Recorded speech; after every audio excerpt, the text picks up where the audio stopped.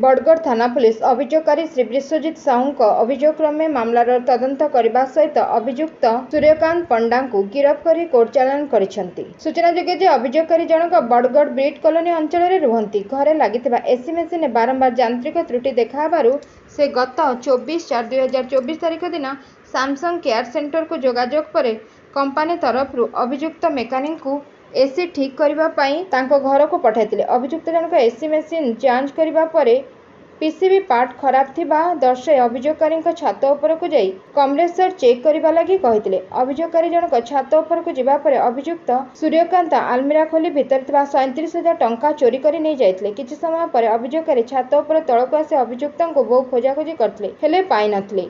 बरं किछि समय पर आलमीरा खोला थिबा एवं सेथिरु टंका चोरी होइतिबा जानिबाकू पाइथिले। परे से एने बड़गड़ थाना रे एक लिखित अभियोग करथिले। घटनार अभियोग पर पुलिस मामलार तदंत करने सहित घटनास्थल निकट में लगी सीसीटीवी फुटेज सब को जांच करथिले। मामलार तदंत चलथिबा बेले पुलिस एक विश्वस्त सूत्रରୁ सूचना पाई कल्पना स्थित पानी टांकी बस्ती चढ़ाऊ करने सहित अभियुक्त को काबू कर सक्षम होते। छानबीन समय पुलिस अभियुक्त निकट 6,000 टंका और एक मोटरसाइकेल जबत करते।